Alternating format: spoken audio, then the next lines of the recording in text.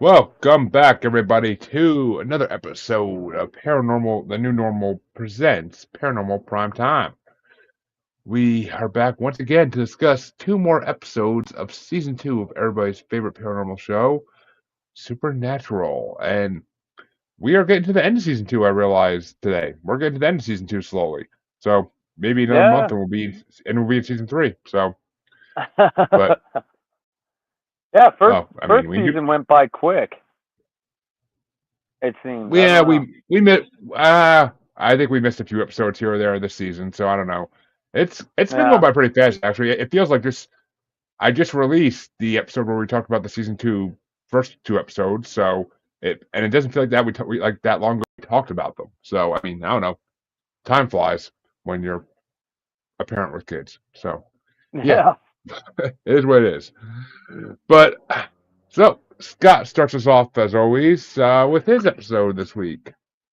Okay, so we're on Supernatural season 2 episode 17 titled Heart. And this was written by Rael Tucker and directed by Charlie Brezon. Bezon. Charlie Bezon. Okay, and it starts off, we're at a bar, there's four ladies drinking, and one of the girls' lawyer boss, comes up. He's hitting on her, asks her if she wants to go back to the office with him. She gets him a cab, and she sees this weird dude like staring at her on the other side of the bar. And then when she's leaving, we watch the weirdo watch her drive off from like the parking garage. The next morning, she's making coffee and she finds her boss just like dead in his office, ripped to shreds. So that's when we cut to Sam and Dean. They're at the morgue, and the coroner's telling her like if she didn't know better, she'd say a wolf killed this guy, and the dude's heart was missing. Then back at the motel, they're discussing the case, and they find out that this is the first male corpse that fits the MO. So there have been a string of prostitutes that went missing and then ended up in the bay. They're in San Francisco, I guess we should mention. Um, a bunch of prostitutes went missing. They found them with their hearts out. So it fits this dude, first man that fits that MO. So when they find out, they're assuming it's a werewolf. Dean's getting super excited, and Sam says they haven't seen a werewolf since they were kids.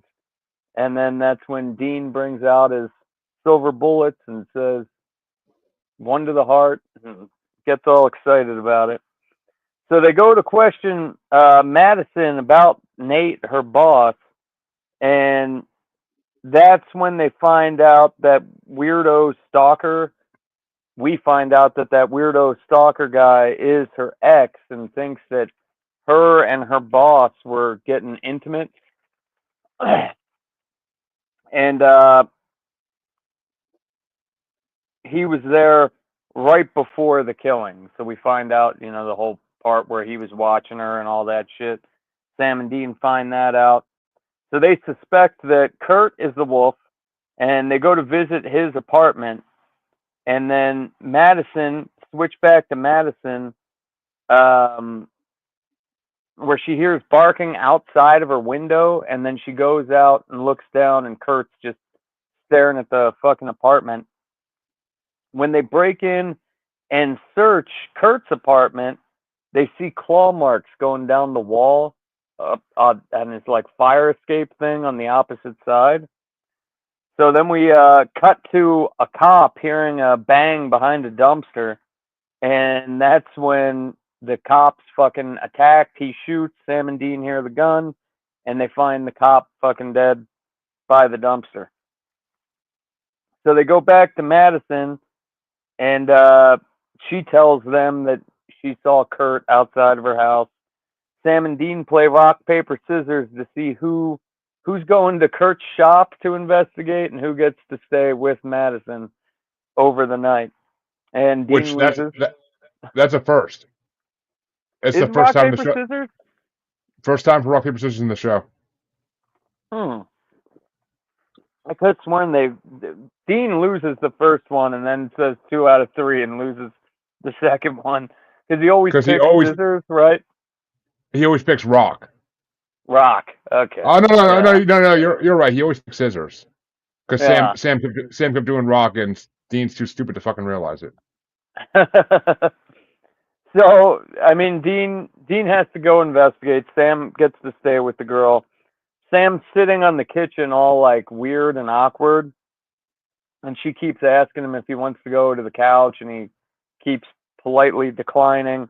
And then that's when she just pulls out her underwear laundry and folds it like 3 inches from Sam's face, so he goes to the couch, and What a pussy!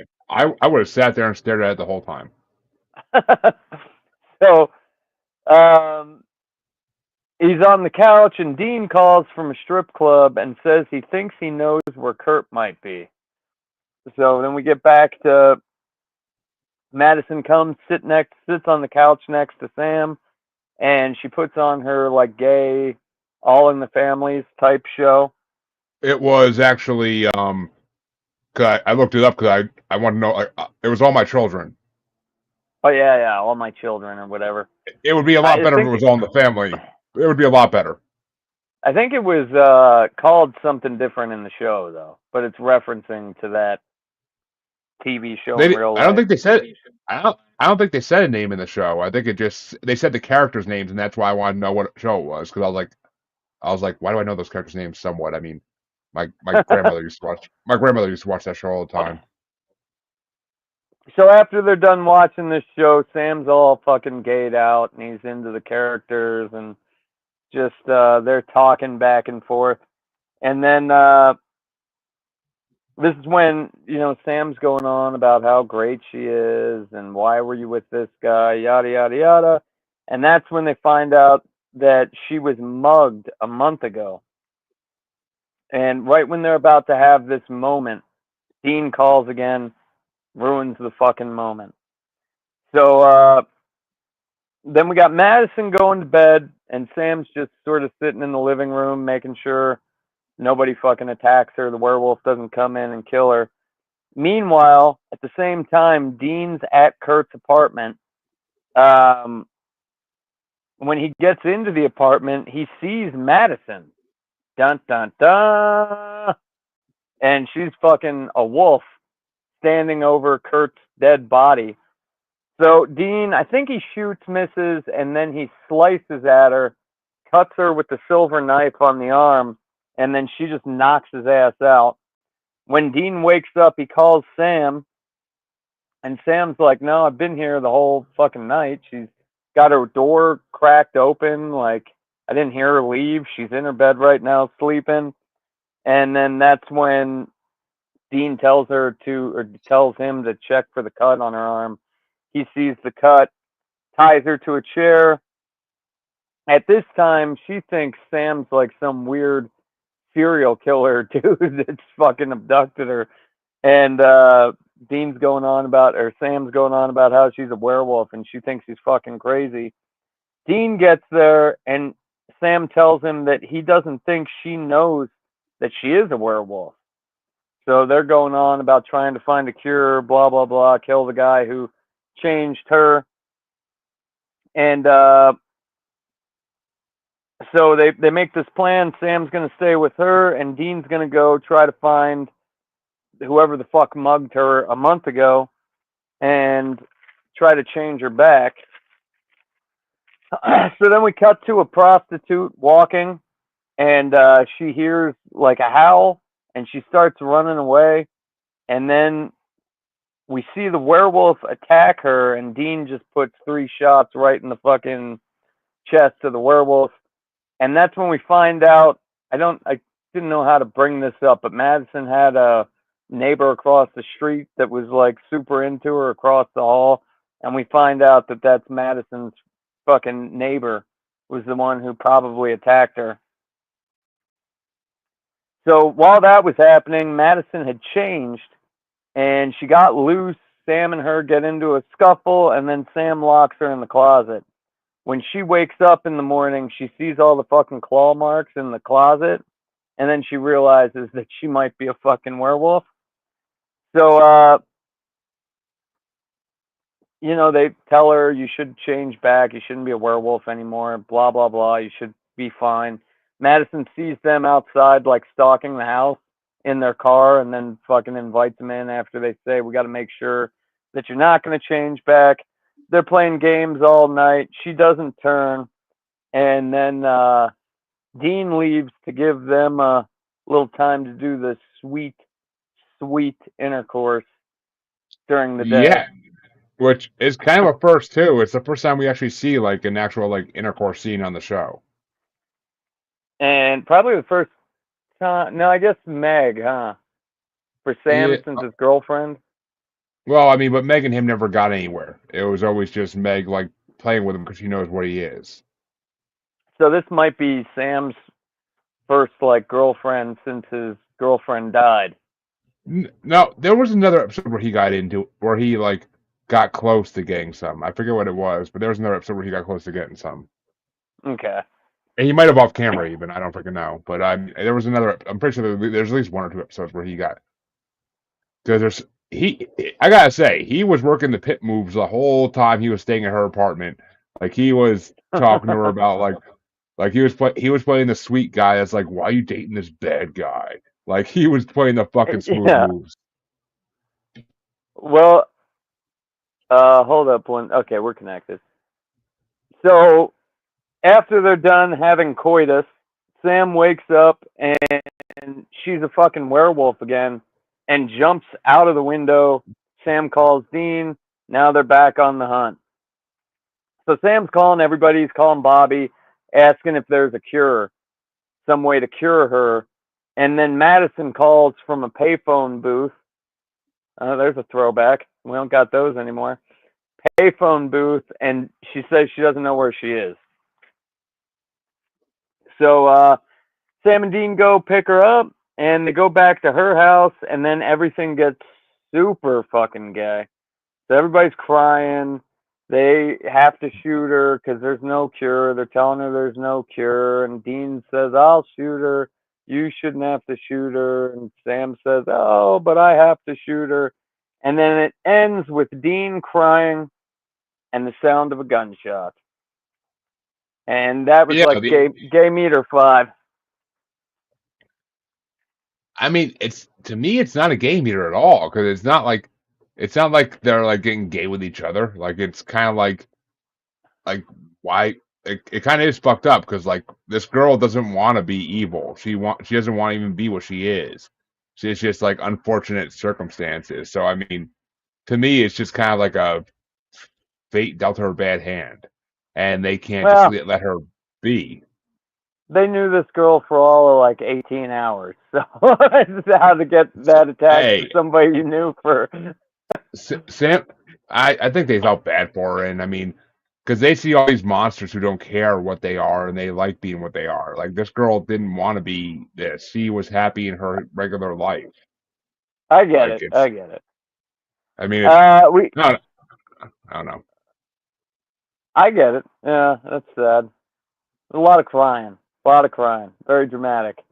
And speaking about crying, Dean, in real life, Dean, Jared Padalecki or whatever, told Sam to think of his dead dog to pull that scene off.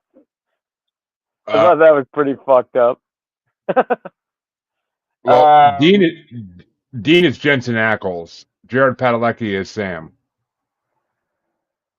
okay. So, yeah, Dean told him to think about his dead dog to pull off the crying, crying scene.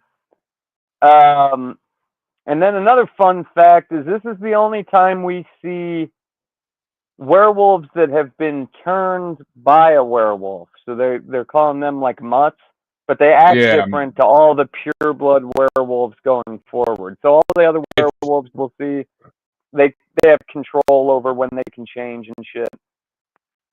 and yeah, and they change the eyes. They make the eyes so that it's easier to tell they're werewolves.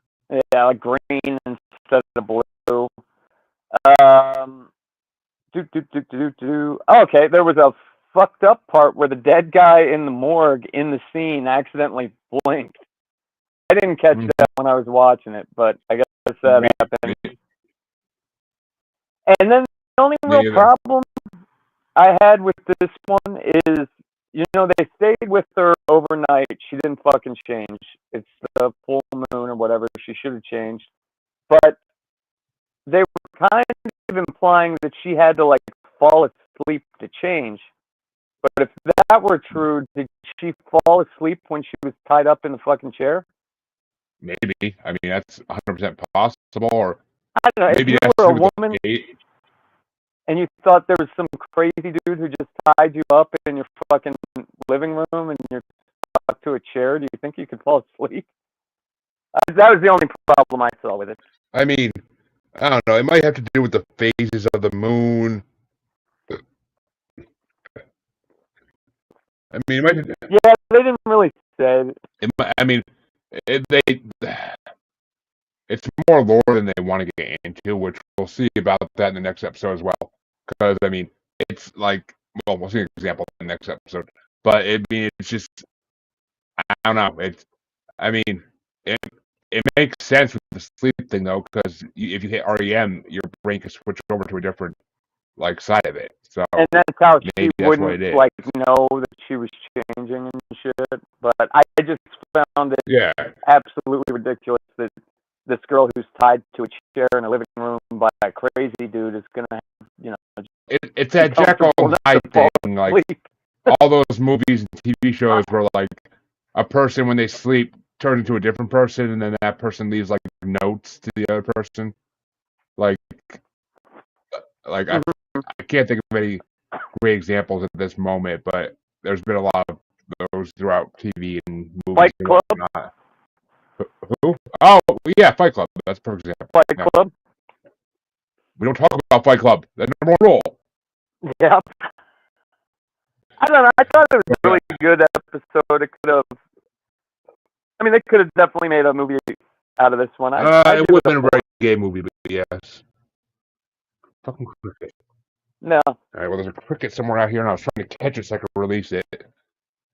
But, because the last time I killed one, my wife got all pissed off because she's like, that's 7 years of bad luck on us. For a cricket? Yeah, Asian superstition. You kill a cricket, it's bad luck on your family, your house, your cow, all that stuff. So. What if you use them to go fishing? Oh, that's not. You're not killing it then, I guess. But. Well, I'm shoving a hook through it. But I did like the fact that there was a Cujo reference in this. That made me laugh. And they do mention skinwalkers in this. That's the other thing I had to bring up is they mentioned skinwalkers. Even though just briefly, right? Briefly, they say that's maybe a possibility of what is going on in the beginning. They think it might be a skinwalker. They didn't jump to werewolf immediately, but yeah.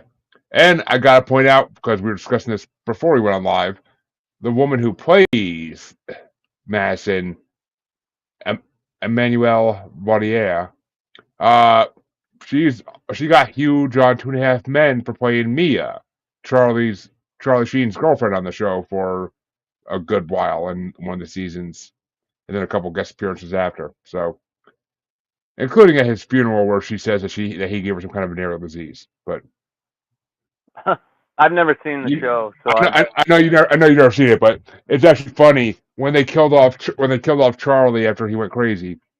At his funeral, all his ex-girlfriends from the show are there. They all start saying "Oh, he gave me herpes. Oh, he gave me chlamydia. Oh, he gave me this." It's fucking hilarious. The show. Hashtag winning.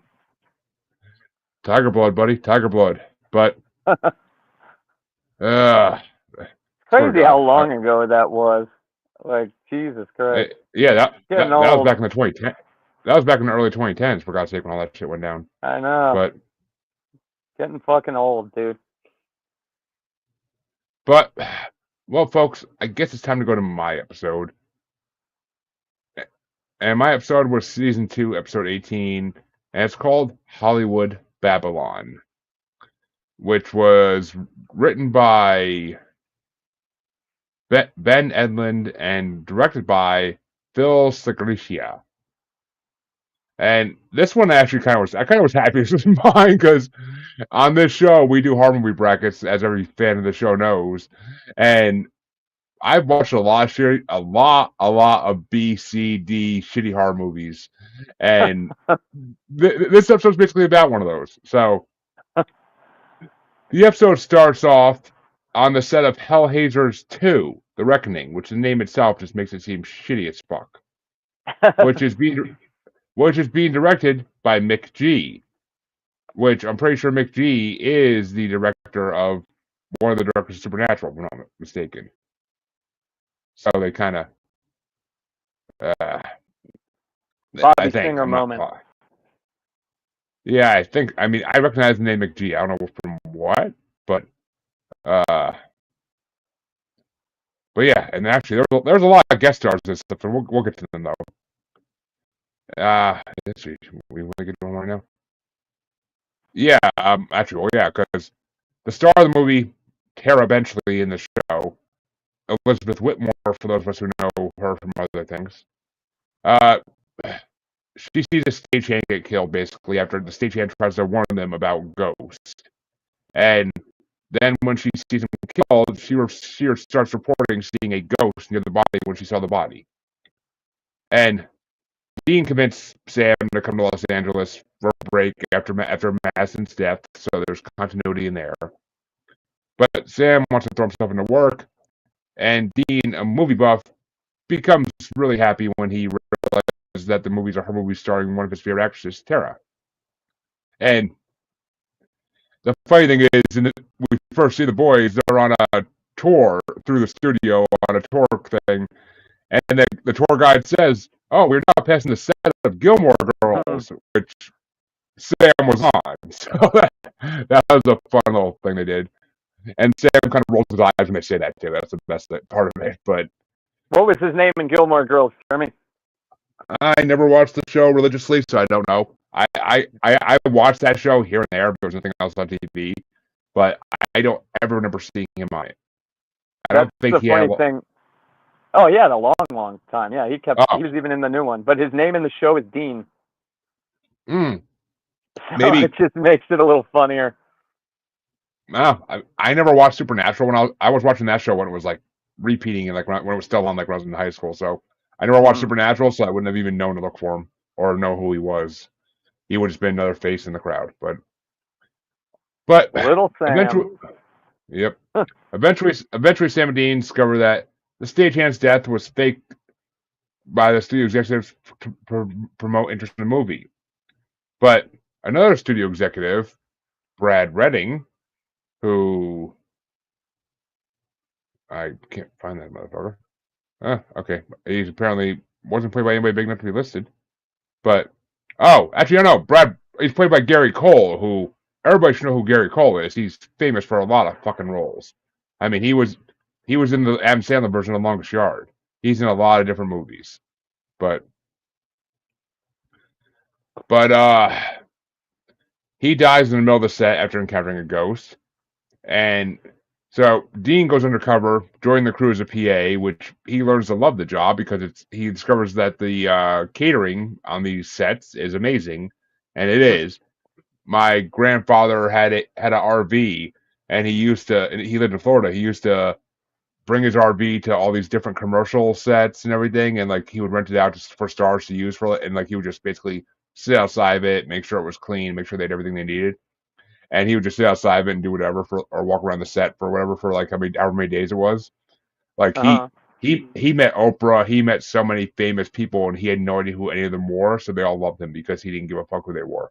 But like he straight up told my dad one time, he's like, yeah, I met this really nice woman using my RV at this job. I think her name's. He's like, I think her name's like. He started saying like names. My dad's like, do you mean Oprah Winfrey? And he's like, yeah. And my dad's like, she's one of the biggest stars in the world. Like, how do you not know? But yeah, it's funny. But I actually did one where we did. I went with my dad on one of them where it was it was a commercial and there was a tennis star using it. What the fuck's her name? I can't think of it, but she's hot as fucking shit. Like, we literally, I mean, but I got to go to the freaking catering like table like all I wanted while we were there, and the freaking food at these things is incredible. Like, they hire some good fucking caterers always. But Dean becomes a PA and basically eats his heart out, and they discover that a young actress killed herself in the 30s after being wounded and dumped and fired by a studio executive. They find her buried at the Hollywood Forever Cemetery, which Dean is very psyched to be at because there's a lot of cool gravestones and a lot of famous people that he likes. But they salt and burn the bones there. And at the same time, another executive producer of this movie, Jay Wiley, who was played by Don Stark, or for those who don't know, he's Bob Pinciotti from that 70s show and that 90s show. But like I said, a lot of big guest stars in this episode. But Hollywood. oh yeah. But I love that. I love that fucking Bob Pinciotti's on the set. Without his afro, but still. He encounters a different ghost, and he is killed after being pulled into a large stage fan, which that's a horrible way to go. I mean, because he knew what was going to happen. Like, he was being dragged towards it by, like, his foot being stuck around a cable. Like, he knew what was going to happen, and to know that's coming is just, that's got to be brutal. But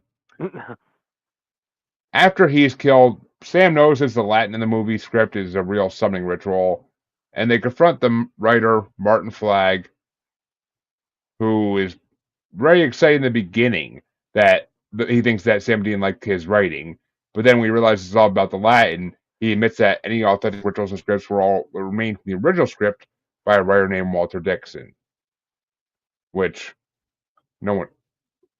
Ben Ratner. Why does that sound familiar? I don't know. Oh, maybe he's related to Brett Ratner, the director. But anyway, so Dixon lures Flagg onto the set to kill him, but Sam and Dean arrive just in time to save him after Dixon uses his chicken bone necklace to summon some more ghosts. And Dixon admits that he was conjuring real ghosts and forcing them to kill those he saw as responsible for ruining his script. Before they can stop him, though, he destroys the talisman he was using. That's the name for it, talisman. And this frees the spirit to, enraged at being used to murder people, turn on him and kill him. Gee, don't fuck with the dead. Good lesson right there, folks. Couldn't see that coming. But the movie continues with, because they do this whole great scene where Sam and Dean like are rescuing Martin Flagg, and Martin Flagg takes everything that they did and incorporates it into the movie, in the script of the movie. So Sam's watching the movie get shot, like with them acting exactly like Sam and Dean did while they're actually killing the ghosts, or trying to fend them off at least. And I will say that whole scene was hilarious because like when they go into the freaking on the movie set, when they go into the cabin and they think like they have a way to not have the ghost be able to get them that easy, and then Dean turns around and realizes that it's an open fucking set and the whole back of the cabin's non-existent, and he's like, "Oh, come on!" Like, yeah, that was hilarious. This whole episode was like one of the funnier ones, but yeah. But Sam goes out in the lot and he finds Dean emerging disheveled and with a post-coital glow. He got laid and we see him leaving Tara's trailer with Tara sitting there smiling at him, and they walk off into the sunset together until it is wheeled away and revealed it's just another Hollywood prop. This is one of those episodes that's funnier than like really. It's funnier than it is really serious, and that's the great thing about it. Yeah. But it's actually Sam's face when they do the Gilmore Girls thing. Yeah. That's funny. And it's actually the first episode ever that we don't see the Impala in. There's not one scene with them being in the Impala. They go in it at some point apparently because they go to the cemetery, but we do not see them get in it. Is there any other episodes where there's no Impala? Yeah, or is there this is. The only one. Oh, okay. No, there's other ones. There's other. I mean, no spoilers. We'll get to that eventually. But Oh yeah. Okay. I remember. Yeah. And there's actually a reference to the Lois and Clark TV series as well, which a lot of people think it's a reference to Jensen Ackles, Dean being on Smallville, but and it was funny when they were going through and Dean's like when they're walking through the set, Dean's like, "Look, I think it's Matt Damon," and Sam's like, "The person's sweeping a floor," and Dean's like, "Well, you could be doing research for a new role," which is a Goodwill Hunting like lead, like a Goodwill Hunting reference.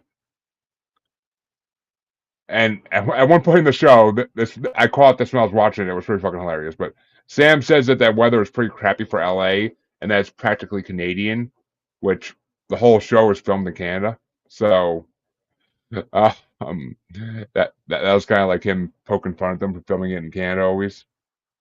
That one they did do at the Warner Brothers set though, didn't they? I mean, that was a real set, Nope, wasn't it? nope. It was filmed in Canada. Huh. Oh, that's Yeah, crazy.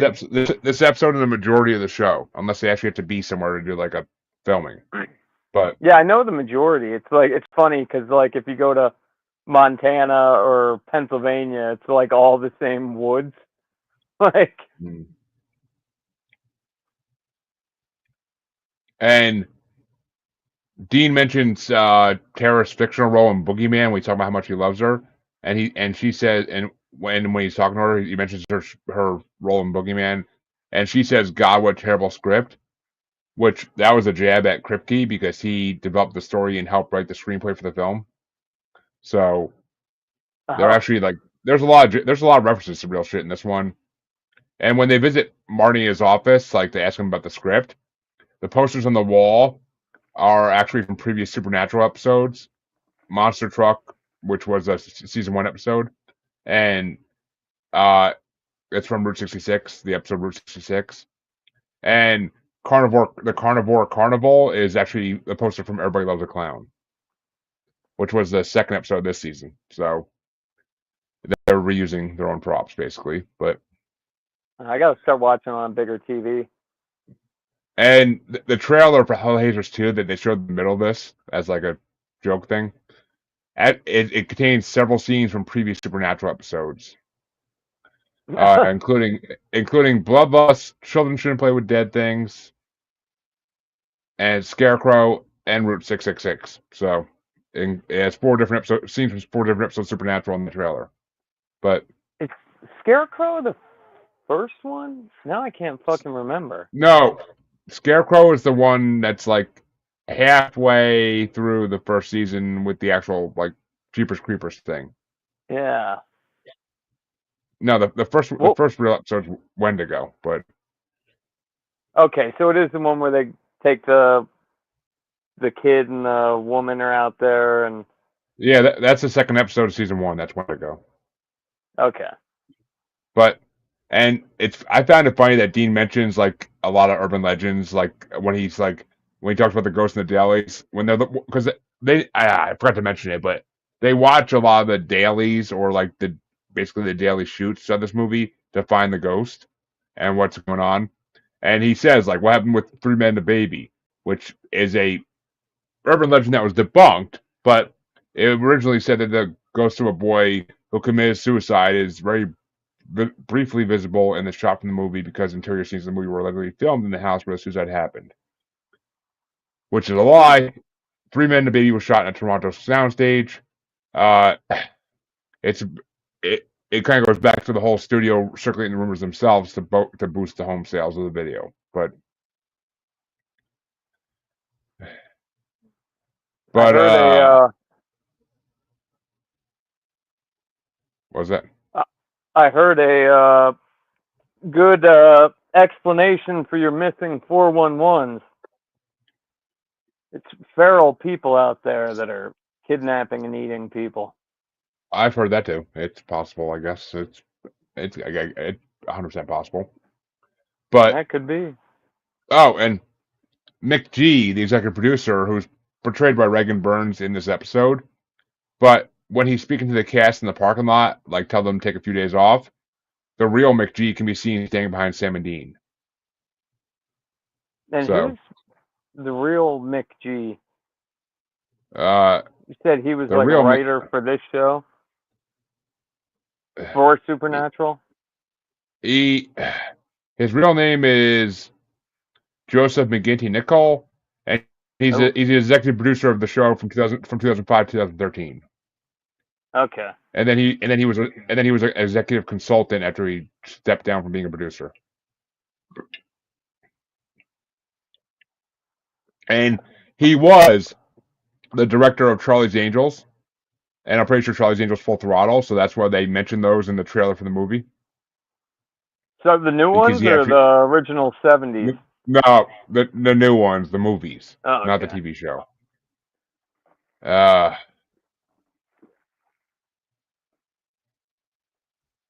But yeah, and other than that, that's pretty much all I got. I don't think there was any errors in this one really. So it was a fun episode. Oh, and we didn't even fucking rate them. What would you rate your episode? We didn't even rate them even. Oh, I said 4. Oh, I must have missed you say that. Yeah, I mean the werewolf episode. I'd give it a yeah. 4 is good. 4 was it was a good episode. I mean, I can't wait to get to the actual werewolf episodes eventually. But it was a good Yeah, episode. it was a quality episode. I just wasn't it's not my cup of tea.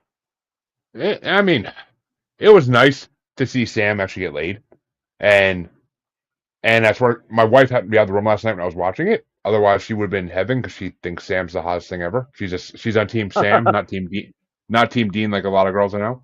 But my episode, I would honestly give it a 4.8. It was pretty fucking fun.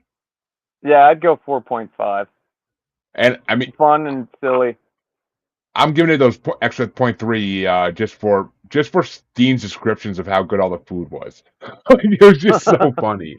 And honestly, the food looked bomb. And the way he described it, I want to try. Those mini Philly cheesesteaks. It's like a Philly cheesesteak, but it's on a little bun. Things that we eat regularly nowadays. He is so fucking amazed by back in 2007, 8, whatever the hell this was. So gotta love it. But well, folks, that's all we got for this week. Unless you got anything else to add about my episode. Nope. Well, folks, like we said, that was my episode was episode 18, I think, 17 of season 2. So no, I was, what was I? I'm odd, so I was 17. Yeah, so you mine were would be 18. Yep. So 19 and 20 next week. And that means we're literally 4 episodes away from the end of the season. So, actually, in 3 weeks we'll be in season 3. So that means we probably we probably got some big episodes coming up in the next couple weeks. I'm pretty sure. So storyline. The next episode is definitely not, but I know there's got to be some coming up. But for sure, yeah. they'll probably do a monster of the week, or maybe one definitely, maybe 2, and then they'll get into the last couple episodes being serious. But we'll see you then, folks. Until Thursday. Well, we'll see you on Thursday. I mean, we're on a strange day here, but we'll see you on Thursday. Have a good week. My son's Have birthday, a good week, everybody. So take it easy, guys. Yeah, shit happens. Have a good week, everybody.